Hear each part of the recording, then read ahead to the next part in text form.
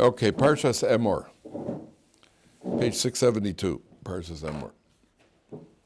So Emor is the parsha that deals with the Kohanim.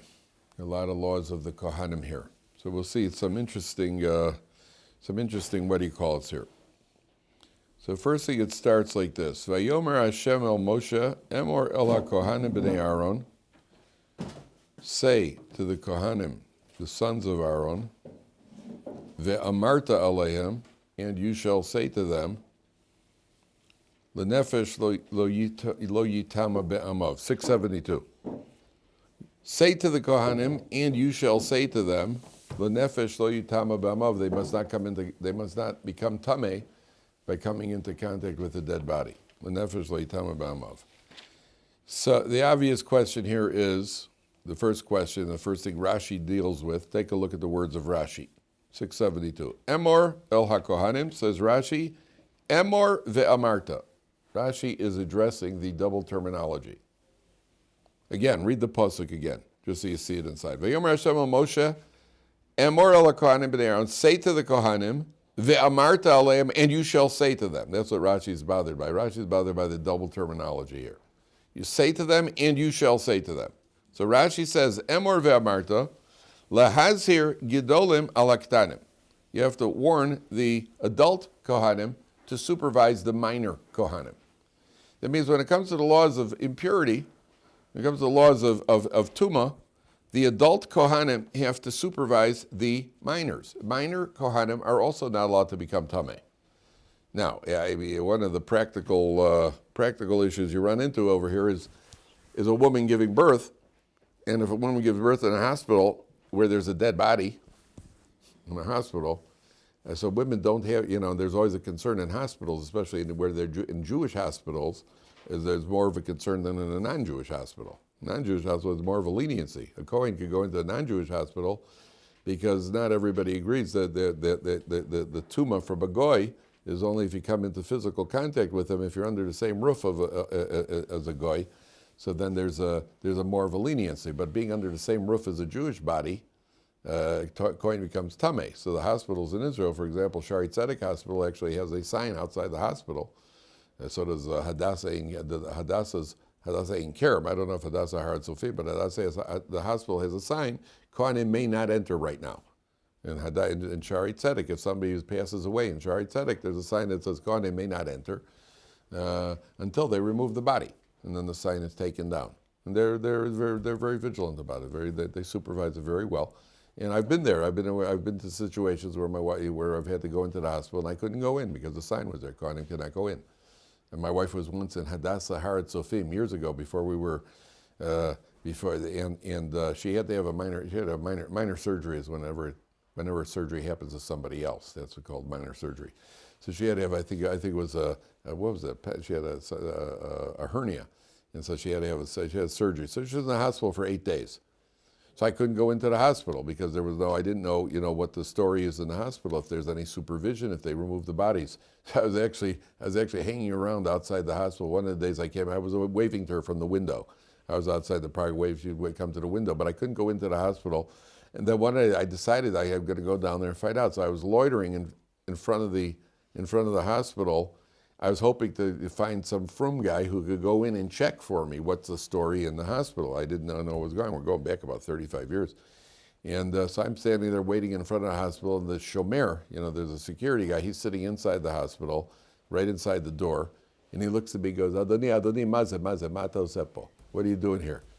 So I said to him, Aniko, I figured truth would be the best. I said, Ani Kohen, Ani lo yodea, Ani yachol likanes lebeit cholim. I don't know if I could enter. He says, Ani gam Kohen, Ani nichnas kol yom, ata yachol likanes, al tidag. He paskined for me that I could go in.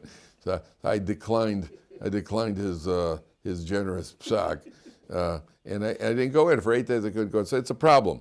That's a problem. But the hospitals they have now. A woman who's giving birth, as soon as she gives birth, if it's in a Jewish hospital, so the baby becomes tameh. So that can't be helped. You don't have to do an at-home birth.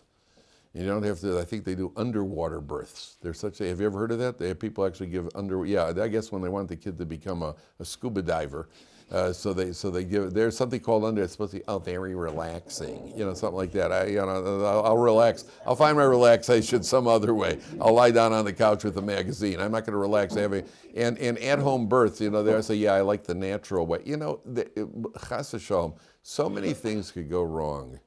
So many things could go wrong. The umbilical cord sometimes wrapped around the baby's neck. They have to cut. You need a professional doctor there. There could be trouble with the baby coming out. Don't do any shtick in this area. This is not an area to help them become creative. If you want to be creative, bake a cake, and be as creative as you want. Don't be creative when it comes to giving birth, that sort of thing. So a woman does not, the wife of a Kohen, if she and she knows, let's say they did an ultrasound, they know it's going to be a boy. She does not. She gives birth in a hospital. They don't have to worry about that. But if it's possible to avoid, so I'll give you a classic example. In America, we used to go on Lag BaOmer trips. Every Lag BaOmer, the day schools used to go. Either you went to an amusement park, you went to play baseball at a park, sometimes you went to a professional ball game. In Israel, when they go for on a trip, it's to graves. Class trip to the Rambam's grave or to Maras HaMachpelah or Kevarach. There's the graves. Every time you go anywhere, even here, Alan, you were in Europe, you went to graves, right? Wherever you go, somehow, in America you play ball, here they go to graves. That's it. Every trip involves graves. So whenever they would do a class trip, I would have to call up the teacher, the Rabbi, and say, by the way, kids of Kohen, when you go to the when you go to the Rabbi Akiva's kever, or you go to the Rambam, or you go to Marathon, whatever it is, he can't go in. If you go to the cemetery in Tzfas, the kids can't go in. So the adults have to supervise the minors. That's what the Torah says over here. And not only adult Kohanim cannot come into contact with a dead body, but the adults have to supervise the minors. Now, the question that several of the Mefarshim ask over here is, why doesn't we find this anywhere else in the Torah? It doesn't say in the prohibition to eat chazer. It doesn't say Emor ve'amarta, that adults have to supervise their children, make sure they don't eat pork. And it doesn't say adults have to supervise their children and make sure that they don't worship idols. And it doesn't say adults have to supervise their children and make sure they don't wear shatnez. Why is it that specifically by the laws of Tumah of a Kohen, why is it specifically over here that the Torah says that the adults have to supervise the children? A very interesting concept. Highest level of impurity. But you see, it is a higher level of impurity, but as far as averos go, it's not the biggest avera. If a Kohen comes into contact with a dead body, that doesn't compare to breaking Shabbos, doesn't compare to idol worship, doesn't compare to Moreh. Okay, it's an avera, it's not supposed to. It has to break contact as soon as possible, but it doesn't compare on an avera scale. On an avera scale, it doesn't compare to other averas. Good question, Avi, isn't it? Mm-hmm. What do you say? I would say it's because it's very easy for Kohanim as people, it's like any person, to want to mourn for their bereaved or for them to... That they're allowed to do. A Kohen, we're going to see, the Kohen is allowed to come into contact with his next of kin. Only a Kohen Gadol is limited. A Kohen Gadol not only is allowed to come into contact with next of kin, a Kohen Gadol, a regular Kohen, has to come into contact with the next. There's something called an onain. You know what an onain is? Rachmana litzlan, when somebody dies, the family members, the family members are called an onain. An onain, they have become onain. An onain means all positive commands don't apply. Negative commands apply. Positive commands don't apply. A person who's an onain eats without a bracha, does not put on tefillin, does not do any of the positive commands. Why? Because at that point, there's only meant to be one thing on their mind. And they have one concern, and that's to get the next of kin buried. That's the only concern. And everything else, there's nothing to sidetrack you. There's nothing to distract you right now. Right now, there's only one thing to do, is make sure that's your responsibility, and that applies to a Kohen with his next of kin as well. The only one who is restricted there is the Kohen Gadol. That applies to everybody. Yet here the Torah says the Kohanim have to supervise their children not to become tamei. Now we're talking about the next of kin. We're talking about to become tamei in general. Why here is there a restriction and nowhere else? So it's a very interesting concept. You see, let's say you have a little Kohen kid, and he plays with other Kohen kids, other Jewish kids. None of them are going to eat pork. None of them are going to eat are going to worship idols. So he's hanging around normally. By all other restrictions, his peer group is in the same boat as him.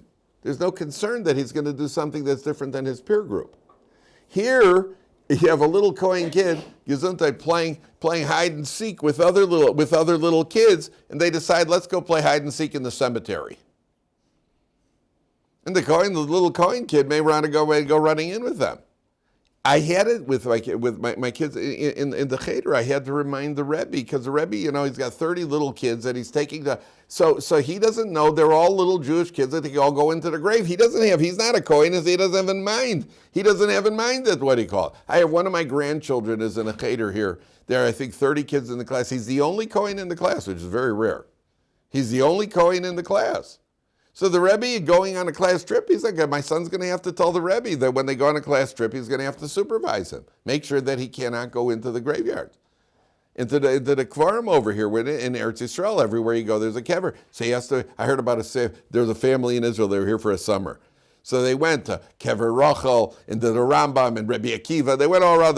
Finally, this little girl says to her parents in the middle of the summer, she says, Mom, Dad, isn't there anybody in this country alive?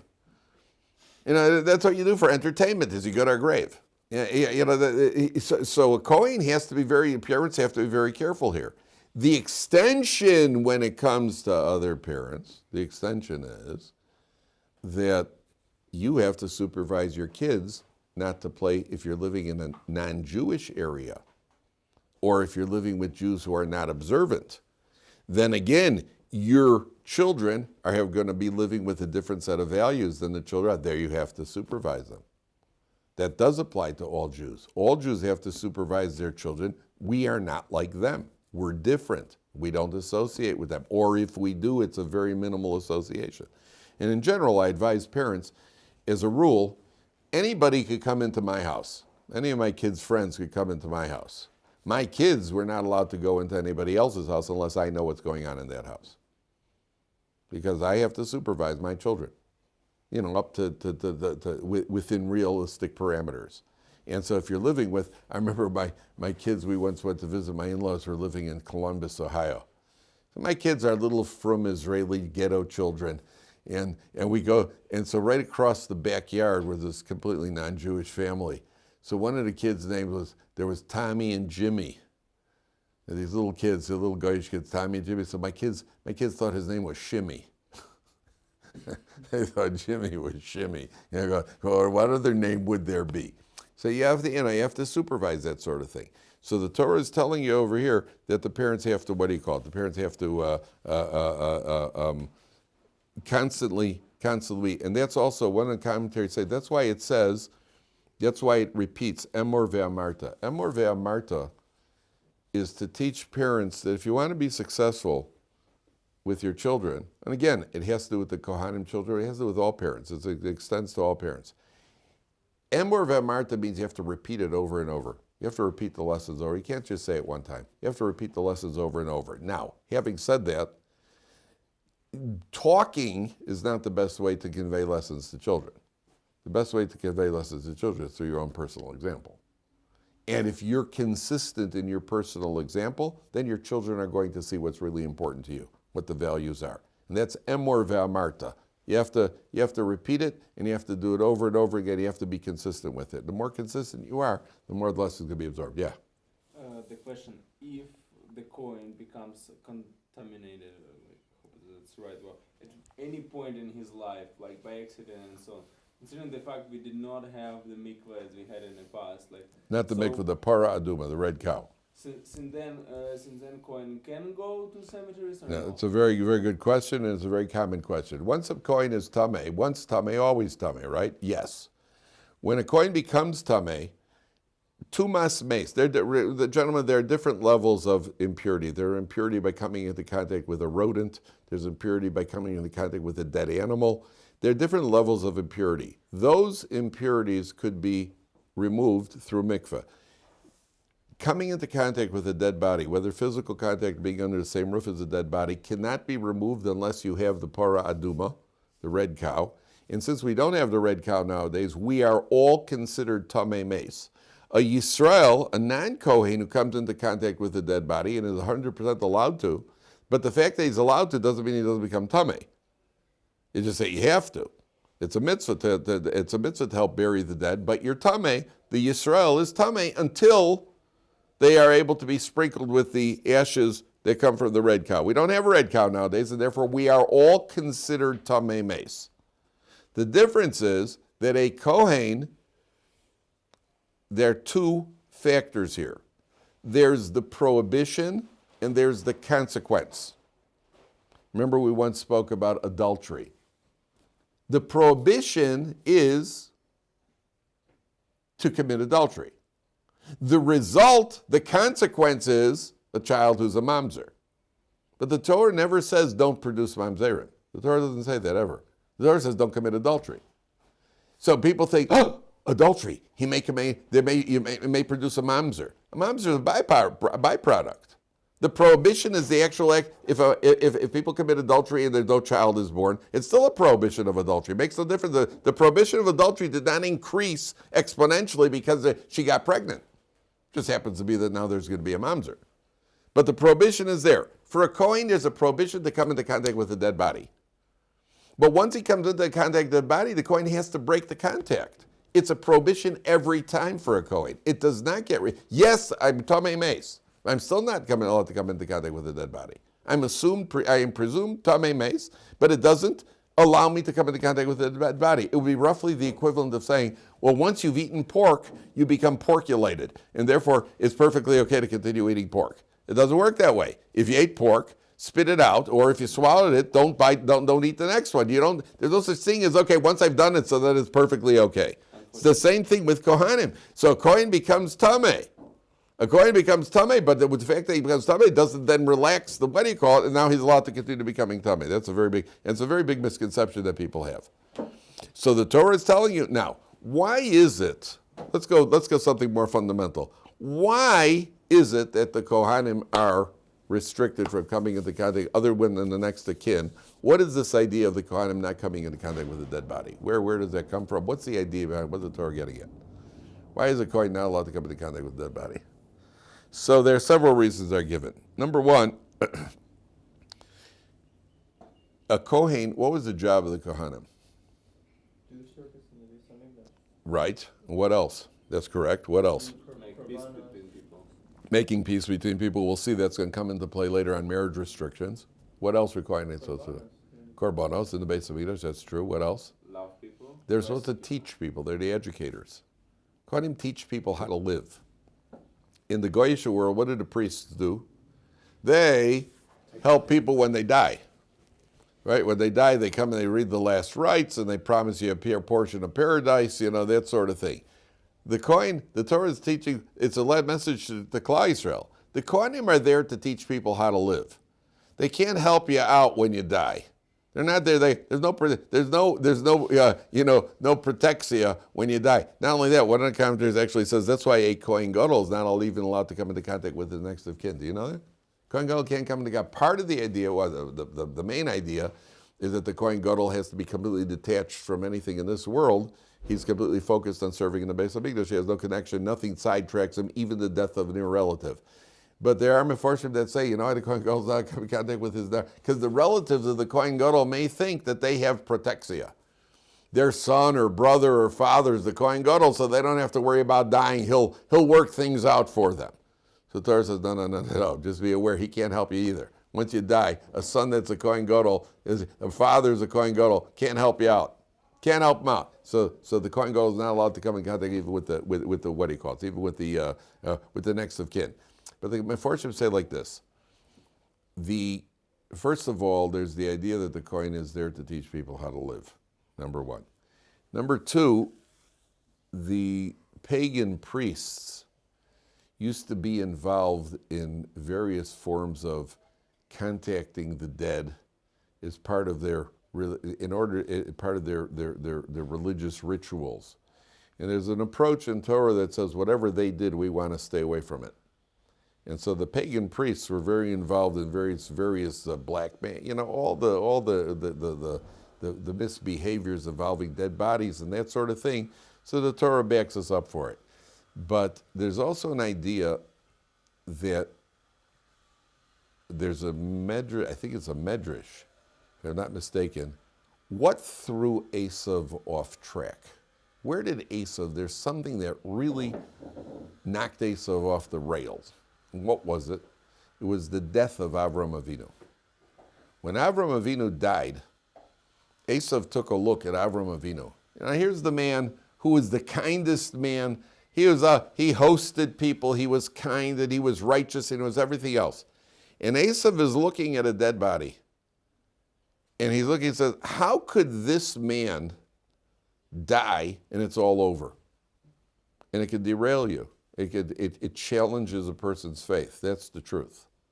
Especially when it's a death that people feel is a quote unquote unfair. Why did this young person die? Why chas v'shalom, a child? Why? It could derail a person's faith. And the Kohanim have to serve in the Beis Hamikdash. They have to be in a state of simcha. And it could just derail them, the idea that they're if they're involved in death, so that they could actually have so the Torah says, back off. Let's keep the Kohanim away from death as much as possible. Their next of kin, it has to be, because they have to be involved in the burial service. But in order to not derail them, the Torah says they should be. That's one. These are different opinions among the Mefarshim. Okay. What else? Oh, so there's a very big question here. There's by the way, there's a medrash. You want to hear a good shocker of a medrash? There's a man named Rav Yosef, I forgot what his name was, Rav Yosef something. The medrash says he had to have his leg amputated. He had some sort of growth on his leg, and his leg had to be amputated. So the medrash says, you're not going to believe this.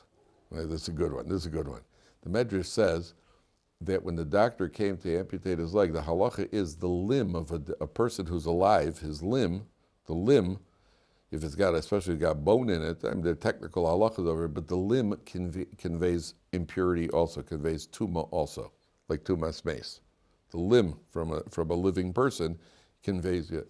So the doctor came to amputate his leg, and he said to the doctor, let me know when it's only hanging by a thread. Let me know when you've cut the leg, when you're cutting off he said to the doctor, when the doctor cutting off his leg, he said to the doctor, tell me when there's only like a little thread holding it onto my body, that it's still attached by one last thread, or one last tendon, whatever it happens to be. So the doctor's cutting away at his leg, and he says, okay, there's only one tendon left. He says, okay. Then he called his son, and he told his son to get out of the house, because once his leg comes off, the entire house becomes tummy. So his vigilance, and it sounds like from the Medrash that the son was that this was a fulfillment of this, the parent being vigilant. Hopefully no parent should go through this, but that the parent, in order that his son does not become tamei, he said to the doctor before you give the final snip, just let me know so I could tell my kid. And then when he got to that point, he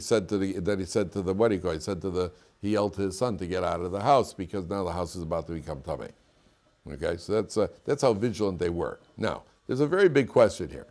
Do you remember on Tisha B'Av and on Yom Kippur, we read about the 10 Martyrs? Remember the 10 Martyrs we read about? Rabbi Akiva and Rabbi Shimon ben Gamliel, the 10 Martyrs. Okay, the first two that were taken out to be executed was Rabbi Shmuel Kohen Gadol and Rabbi Shimon ben Gamliel, who was the Nasi. And remember, we read this, the Asar Eruge Malchus. We read this on Yom Kippur, we read it on, We read it on Yom Kippur, we read it on Tisha B'Av. And the first two that were killed, one was Rabbi Shmuel Kohen Gadol, one was Rabbi Shimon ben Gamliel. Now, when they were taken out to be executed, so they drew lots, and Rabbi Shimon ben Gamliel was executed first, so they chopped off his head. So when you read that dirge, the dirge is it's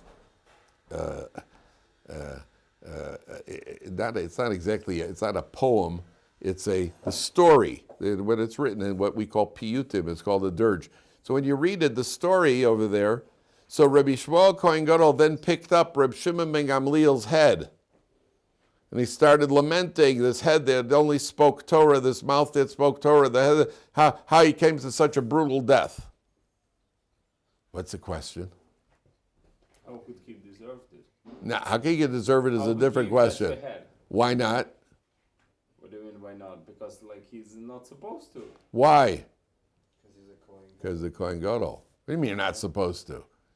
Why aren't you supposed to? You're not supposed to because he's a Kohen, and not only a Kohen, he was Rabbi Shmuel Kohen Gadol. So how could he pick up the head? Because there's one person at the Kohen Gadol that can become Tamei for. Which is? The base mitzvah. Correct. That's one of the answers. That means a Kohen, we'll see in the Pasuk, that even a regular Kohen, a Kohen's not allowed to come into contact with strangers. What if a Kohen is walking along and the Kohen sees an unattended dead body? Roadkill. That's called, what do you call roadkill? You see an unattended dead body. That's called a mace mitzvah. A mace mitzvah means a body that doesn't have anybody to attend to it. There, the Kohen, even if he's the Kohen Gadol, has an obligation to become Tamei. It's called a mace mitzvah. Not only that, there's a Mishnah in Nazir, because a Nazir is also not allowed to come into contact with a dead body. But a Nazir is obligated to become Tamei if it's a mace mitzvah.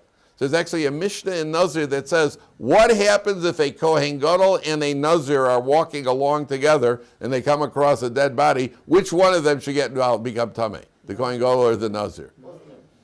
No, not both. It's not necessary for both. Only one of them. If only one of them should become Tamei, which one? And there's an argument back and forth. There's an argument on both sides. So we paskin the Nazir should become Kohen, not the Kohen Gadol.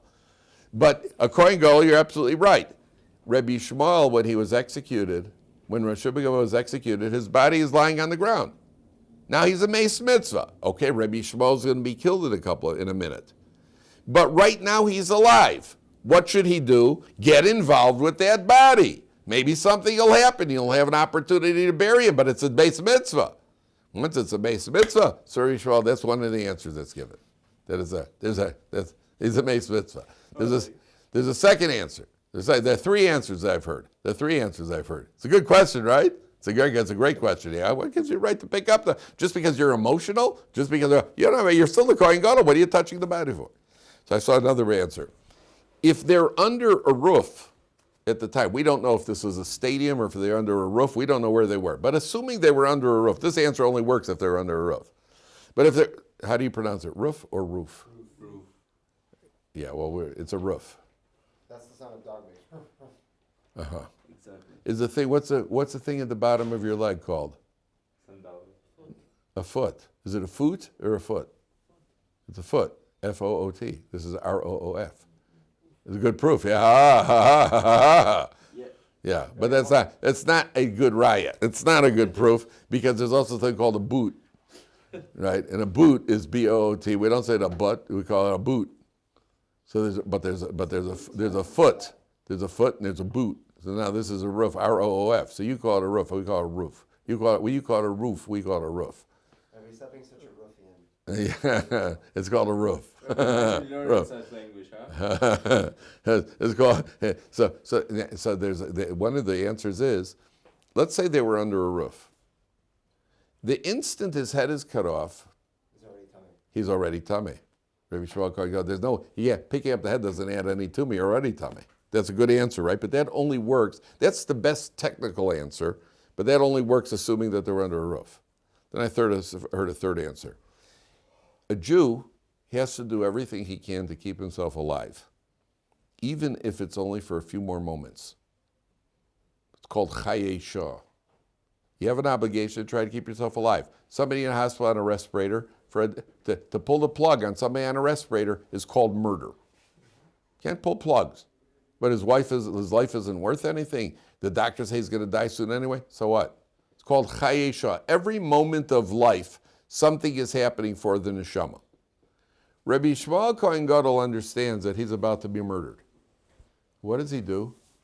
He stops what he's doing, and he picks up this head, and he got these sadistic Romans standing around. And all of a sudden, the Romans are ready to kill him. But all of a sudden, he picks up the head. Now, what do you think they did as he starts picking up the head? They say, wow, hey, everybody, watch this. So he's putting on a show for the Romans. By doing that, what does he do? He extends his own life, even if it's for only a couple more moments, only a couple more minutes. For that, pikuach nefesh, your life's at stake. You're allowed to pick it up to extend your life. That's the third answer that I heard. Okay? So whatever the case is, now you asked, why do they need to die? No. So that the Medrash asks these Romans, when the Roman emperor calls them in and he kills them. So the Roman emperor, according to if you look in the Piyut, so the Roman emperor says to them, your Torah says that if somebody kidnaps and sells somebody, he's liable for the death penalty. The 10 brothers of Yosef kidnapped and sold him, and we never find a punishment for them. There have never been 10 people like you. Since then, there were never 10 tzaddikim like you, and therefore the 10 of you are going to be an atonement for the 10 brothers. That's what the Roman emperor said to them. And according to the Arizal, they were a reincarnation of the brothers, and therefore they have to be killed. That's what the commentaries say. But there's a medrash that when the first two were being let out to be killed, Rabbi Shmuel Kohen Gadol, Rabbi Shimon ben Gamliel said to Rabbi Shmuel Kohen Gadol, I have no problem dying to sanctify God's name. It'll be easier for me to die if I know why I have to be murdered. So Rabbi Shmuel Kohen Gadol said to Rabbi Shimon ben Gamliel, did it ever happen to you that as the Nasi, somebody came to your house and they needed you? Nasi was a very, very, very, very prominent person who was servicing the Jewish people. Did it ever happen that somebody came because they needed you and you made them wait while you went to fetch your shoes or you went to get a drink? And he said to him, thank you very much, now I understand. That means for inconveniencing the other Jews, it's legitimate to get your shoes, and it's legitimate to take a drink. Yet you inconvenience somebody. For that, Rabbi Shimon ben Gamliel was told by Rabbi Shmuel Kohen Gadol, he understood that's why he deserves to die. Okay, now, 1 second. I'll take it. Once we're on the subject already, I'll tell you an unbelievable medrash. It's not a medrash as much as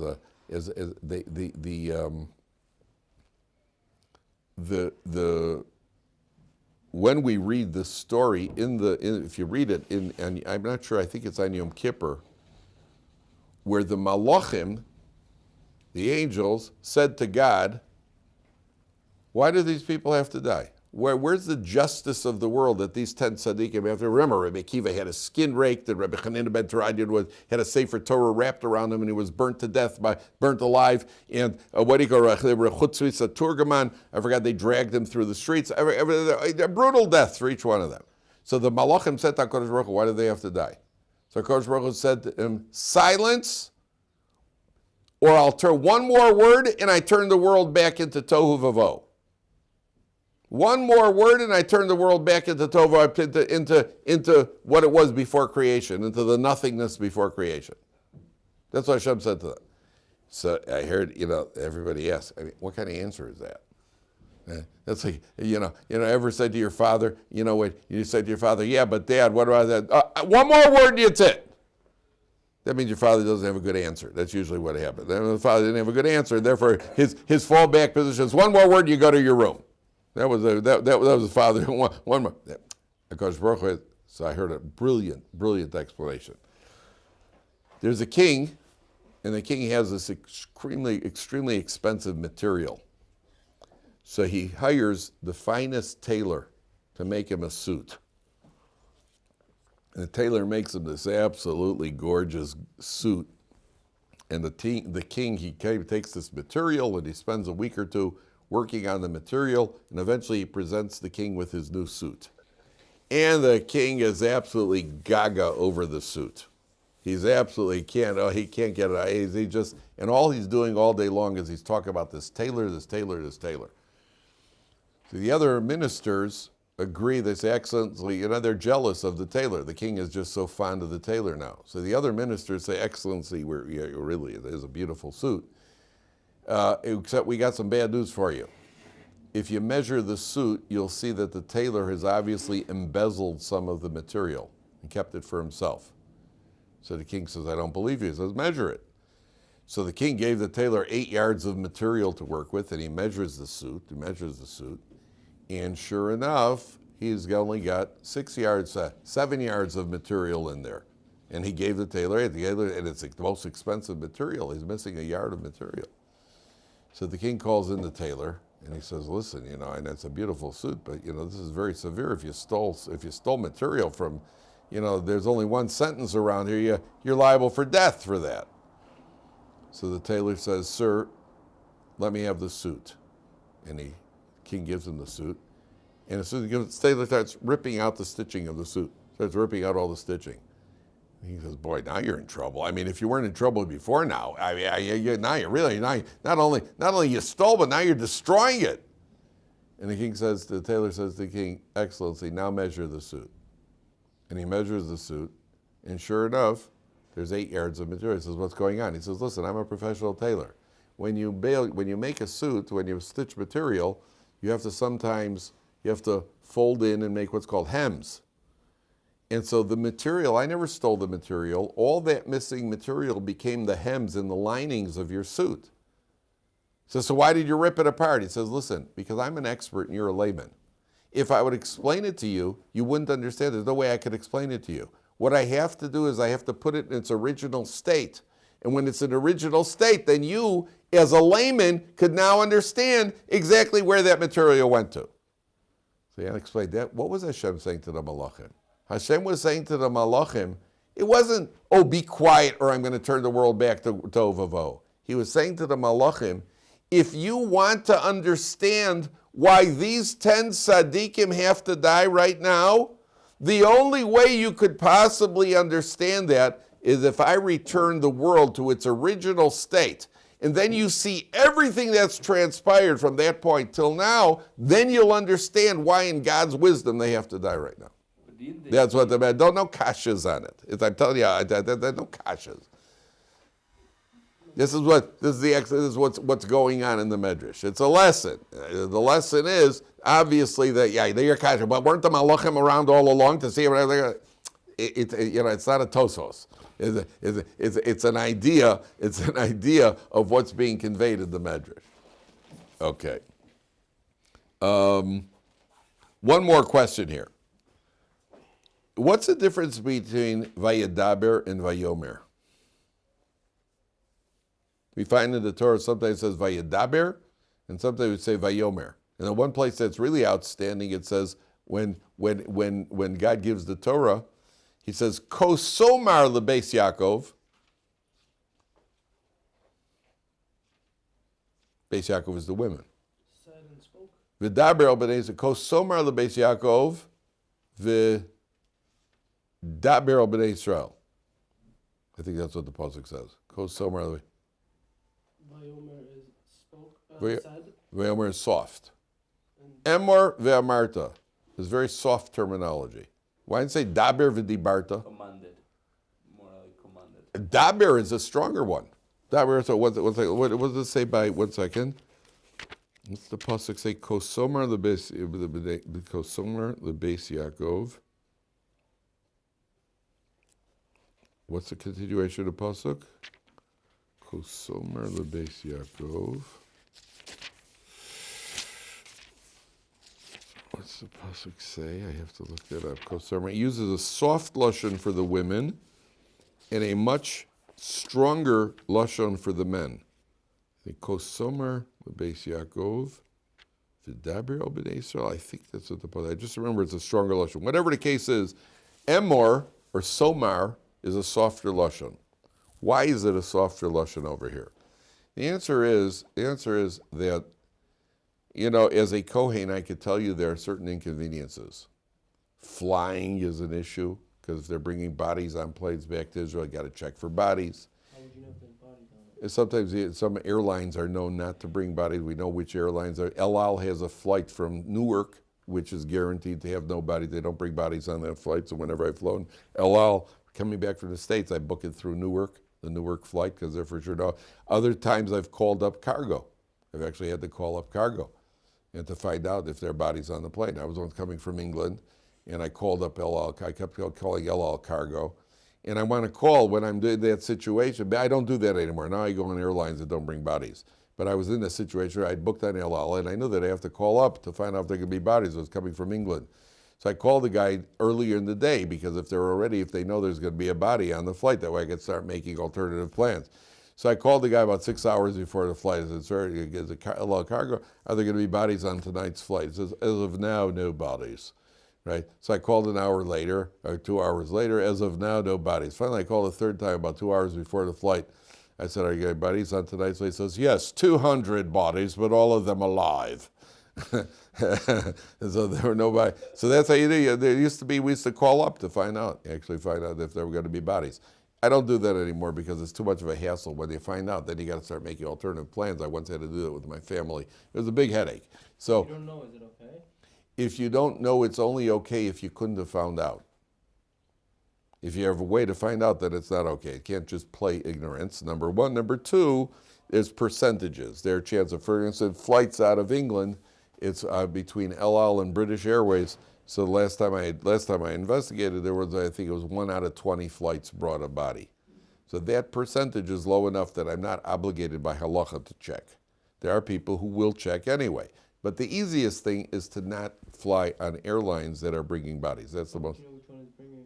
But there are people who research. There are people who have the information. There's a certain guy in Israel who's very on top of this, and so you call him up before I book flights to find out which airlines are bringing. There are people who are on top of it. There's ways, like anything else in life. If it's important, nowadays you can just Google it. But like anything else in life, anything else you probably can't. But anything else in life, if it's important to you, somebody will find out. There are ways to find out. So there are certain limits. In Kohanim, you have to go to the base of Mikdash. You have to serve in the base of Mikdash. They got all the limitations. The Torah wants Kohanim to know. Don't be intimidated by this. Emor ve'amarta. Yeah, there are responsibilities, but it's doable. It's doable. And Rabbi Moshe Feinstein says this is an extension to the entire Torah. That people shouldn't view Torah, and I think this is something that many people struggle with. Don't do this, and don't do that, and you have to do this, and you got to do that, and it's got to be by a certain time. And then of course there's 3-day yontif, when you have Shabbos with 2 days. Oh my goodness, boy, of all the tortures of mankind, there. Emor ve'amarta, it's sweet, it's pleasant, there's nothing wrong with it. It's all doable. In a Torah Jew, the attitude towards yes, there are certain times in life where there are inconvenience, and certain times if the bathroom light isn't on Shabbos, the bathroom light, yes, it's a little inconvenient, but the Torah is dracheha darchei noam. Its ways are ways of pleasantness. And a person who engages in Torah and keeps halacha, you find out when you do it, it really isn't that big a deal. It really isn't. It looks from the outside like, oh my goodness, look, it's overwhelming. And the truth of the matter is that it just isn't. It's dracheh darchei noam, and you do it, and you're fulfilled by doing it, and you feel accomplished by doing it, and that's the attitude that should be towards Torah. Okay, stop here, gentlemen. Again, if anybody is interested, we have the shidduch investigation questions for parents who are trying to investigate shidduchim. If anybody's interested, it's $12, and you can PayPal my email if you're interested. And if you are interested, please make sure you include your own email with the PayPal so that I can send it to you. There are 50 questions here on how to investigate a shidduch for parents if you feel you're not getting answers or you're not sure how to get answers, so then you can order it from me.